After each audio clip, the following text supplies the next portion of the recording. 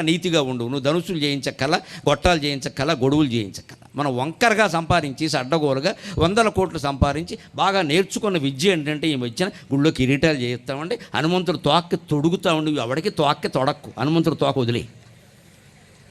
నా గొట్టం నేనే చేయించానని సిగ్గు లేదు చెప్పడు. ఆ బంగారం ఎలా వచ్చింది చెప్పు, ఆ బంగారం ఎలా వచ్చింది, ఎన్ని లాభాలు వేసుకుంటే వచ్చింది, ఎంత మోసం చేస్తే వచ్చింది.